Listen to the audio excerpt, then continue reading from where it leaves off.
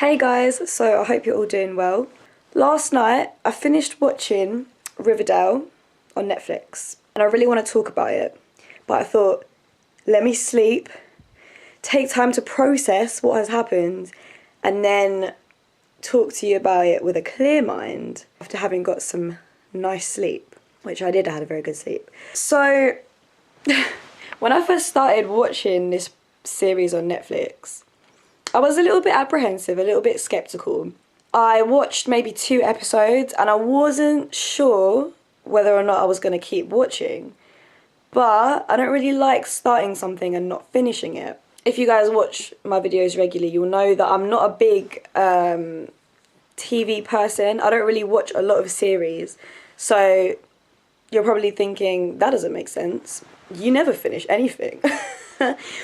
But what I mean by that is I could watch one season and then stop and it will be fine because that's the end of a season. But if I watch a couple of episodes, I don't like to just leave it hanging. I need some kind of closure, a little bit of closure. So yeah, I watched a couple of episodes. I wasn't entirely sure about it and I decided to just keep watching because I should give it a chance. I'm very glad I did because it turned out to be amazing. During the first half of the season, I kept on comparing it to 13 Reasons Why because I could see like quite a lot of similarities. But as time went on, I realised there weren't as many similarities as I thought. And the plot thickened very, very quickly. A lot of things happen in a very short time within season 1. I'm going to talk about it as if you guys have already watched it as well. So if you're in the middle of watching it or you haven't watched it and you want to watch it, then don't watch this video because I'm going to obviously talk about what happens. There will be spoilers. So talking about it in general terms, the whole season was very, very packed. There were only 13 episodes, right? And a lot of stuff happened in just one episode. I think for the next season, they are creating a lot more episodes. So I think it will be dragged out a little bit more, which could be a good thing. I feel as if in this season, even in just one scene, the scenes were very short. A scene could be like 30 seconds long and just comprise a conversation between 2 people. It was very much like, okay, this has happened. Next scene. This person confronts this person, gets information. Next scene. It's very fast paced. A lot of things are revealed constantly. I think one of the characters mentioned that it seems as if nothing stops. There's always a new secret to be revealed. And that's how I think we as the viewers also feel. A lot of things revealed in just one episode. A lot of very honest conversations between characters, or not so honest conversations. It was very, very good. I really, really enjoyed it. I also thought that because there wasn't that many episodes, and because a lot of things were happening, and at times it did feel a tiny bit overdramatic, I wouldn't be able to relate to any of the characters, that the characters wouldn't have enough depth for me. But, you know what, I actually found that the characters definitely had a lot of layers. They were very complex, they weren't 2D at all. I absolutely found myself aligning to certain characters. I found myself getting quite worked up about certain characters. I got very emotional with Jughead and his dad. Like, when just after Jughead's dad got arrested and he goes into the trailer and he's just throwing things and crying. I was crying. So that was a pleasant surprise. Not the fact that I was getting upset, but the fact that I was actually able to root for characters, to make assumptions about them and try to piece together certain bits of information. And that's what I'm excited about for season 2, because I'm quite excited to see some of them develop further, to see different sides of people come out. So I'll talk about that in a second. I'll talk about some of the main characters first of all and what I thought in general. Archie was very much in the limelight quite a lot. I feel like it might have been a little bit too much, but, you know, he is one of the only sort of likeable characters. He is a likeable character. I think Archie is a person who is very selfless, but at the same time very selfish. And I don't know how that makes sense, but I think people can be selfless and selfish at the same time. He has the intention of doing the right thing, but he always just gets confused and ends up doing the opposite. So he is loyal, but he just goes about things the wrong way. And his dad is probably like the only mildly normal parent or character in the whole series. So I'm really praying that nothing bad happens to Fred. Even though the last episode shocks me, you know, Fred is not going to be okay, I don't think. But you know what I mean. I don't want him to have a change of heart or to uncover some dark side, because that would be really annoying. Betty, I love Betty. How can you not like Betty? I like the fact that she just seems like some kind of innocent star pupil, but, you know, she has a fire in her that I really like. And I'm also excited to see how more of the dark Betty comes out in the second season. I mean, I was a bit baffed. Like, I didn't expect that. And I also want to know more about where this dark Betty comes from and why there is this darkness within her. Many unanswered questions there, but a lot of room for development there as well. I definitely think that because Jughead and Betty are a couple, by the way, love them as a couple, there will be some tension and some struggle.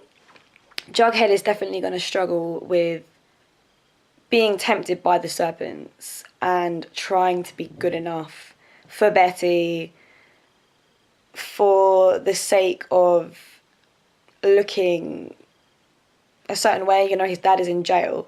I think his dad's trial is definitely going to take up a lot of the episodes in the second season.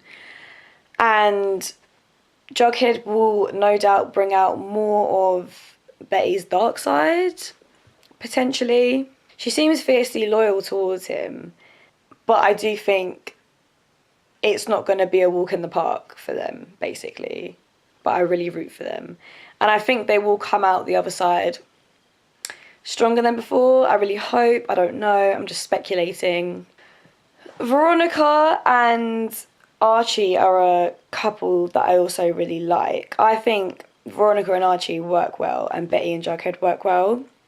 Initially, I was like, I feel Betty's pain. Is there a chance that her and Archie can get together at some point? But I'm happy that they're not, and I can see the sort of mild regret in Archie's eyes, and I want him to kind of feel like, oh, did I do the right thing? Maybe in the end, Betty is actually who I want. But that's normal. I want him to feel that. I want him to suffer. Him and Veronica work better though. For sure. And you could see the sexual tension between them ever since that moment they had in the cupboard. So I knew it was gonna come. But because Archie's a little bit of a player, I was like, oh, is this gonna happen? And then will it end up like all the other flings he's had? Will it be serious? I think it will be more serious. I don't understand how, for their age, these kids can be so witty and sarcastic. Like, I don't have these verbal skills myself. And how old are they, like 18 or 19? I don't even know. But Veronica definitely has that witty, sarcastic side to her. She comes out with things that just make me laugh. As does Cheryl. Like, Cheryl just chats the most crap, but it's just like, Oh my days, Cheryl, I find her pretty complex, which is understandable. You can understand why she's such a dickhead, a mean girl. She's basically been abused throughout her life. It's just really, really sad, actually. It's very sad. She definitely has a soft side to her, but she really does cover that up. Probably to, I don't know, protect herself. She almost forces herself to have that hard exterior because how else would she survive? You know what I mean? So I get it. I really do get it. Her dad is a freaking murderer. Her dad commits suicide after her brother has been shot. Her twin brother, might I add. Twins have a very different relationship, I think, to just brother and sister. I feel sorry for her. Like, I don't know what's gonna become of them. Obviously, she's now burnt the house down. I think they're just gonna spiral downhill, probably. I mean, they don't really have anything left except a legacy. Yeah, I'm interested to see what will actually happen to them, or if they will move away. They might very well just leave, although I don't know if that will be possible because of the trial and stuff. But I feel as if someone will end up leaving Riverdale, or a family will end up leaving, because even though they're all inextricably linked and they have their businesses, their livelihoods, their friends, family in Riverdale, come on, it's becoming this dangerous place. Someone is going to leave for whatever reason, or some family is going to leave for whatever reason. All the parents are just fucked up. Excuse my French. The parents, I just can't believe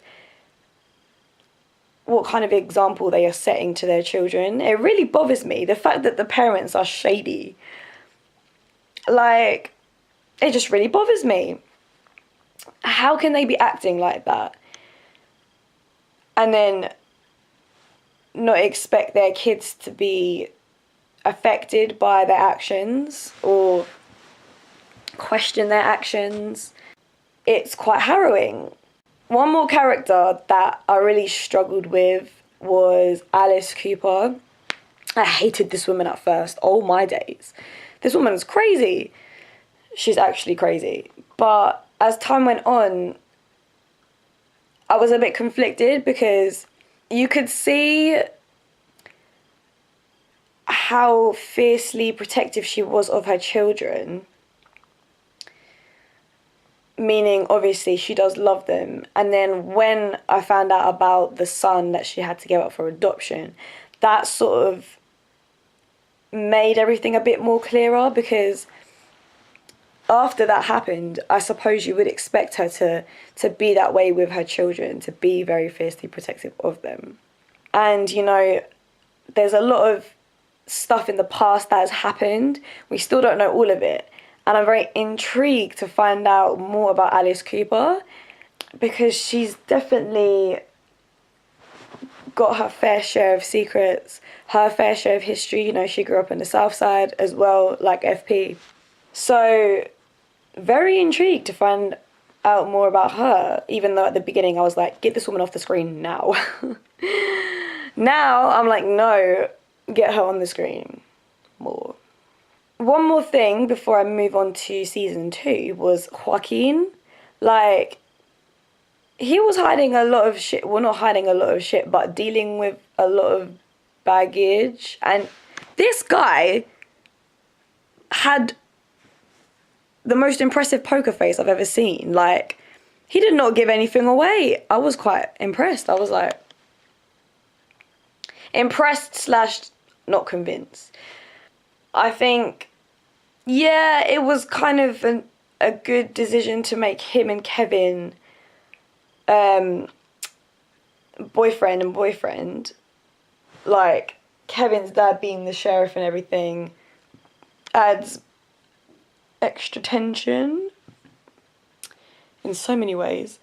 But I don't know, like, I I would have liked to see more of Kevin and Moose.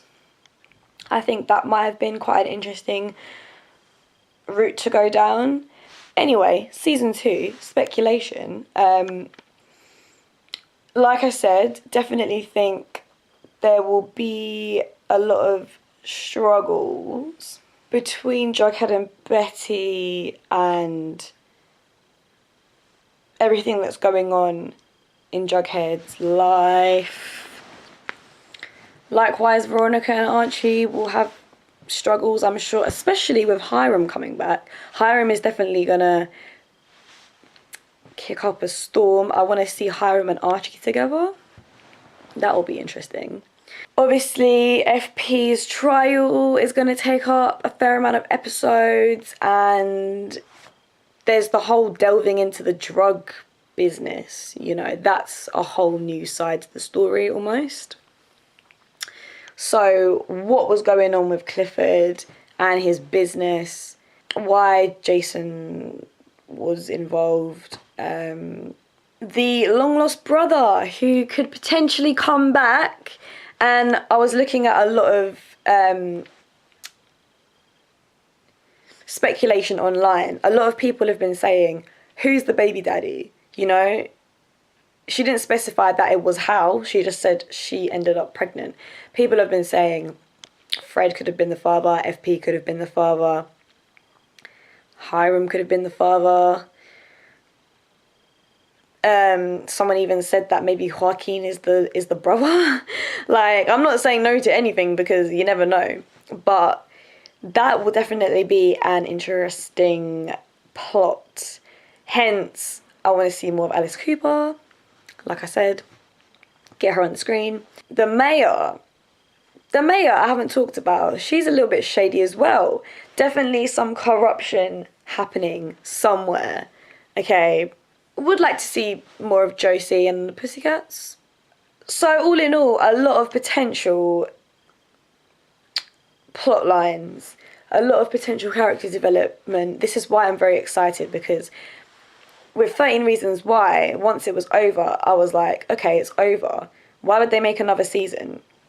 The very fact that it's called 13 Reasons Why suggests that it's all about the 13 reasons.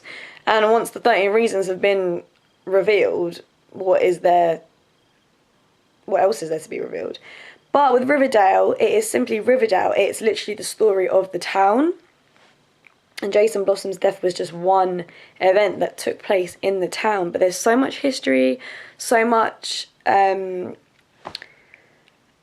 history between characters. I've decided, stories that are set in small places, because there's so much more room for the tensions and the struggles. And it's just, if you live in a small town, I wouldn't know because I've never lived in a small town, but I can imagine how much of a difficult place it must be to live in, because everyone is up in everyone's business. It's not going to come without miscommunication, misunderstandings, judgment. In a city, you can just blend into the crowd. You can just get away with stuff. No one is really going to come after you. But in a town the size of Riverdale, a lot of people know your name. A lot of people know who you are, what you do. So I think it's definitely an opening for... It's a recipe for disaster. That's all I'm going to say about Riverdale. I thoroughly enjoyed it, and I would strongly suggest that you watch it if you haven't. But why am I saying that when I told you not to watch this if you haven't watched Riverdale? That doesn't make sense. I highly recommend you watch the second season. That's what I meant to say. Maybe I'm more tired than I thought I was. I thought I feel quite fresh this morning, but actually, I think I'm still half asleep, clearly. I hope I've been able to articulate myself accurately though. Stay tuned for my next video. This was another spontaneous review, discussion. Have a lovely day, and if you have any more good series on Netflix to recommend, then recommend them to me, because I think I want to get more invested in in programs. I want a story to follow. I want characters to root for. I want some kind of like something ongoing. I don't know what I'm saying. Guys, love you. Have a great day. Mwah. Don't forget to like, comment and subscribe.